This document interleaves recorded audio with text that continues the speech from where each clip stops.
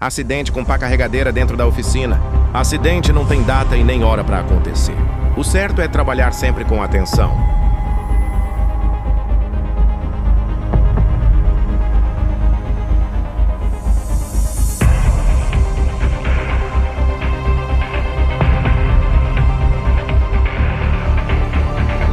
Quase machucou um dos nossos colaboradores que estava trabalhando embaixo do caminhão atingido.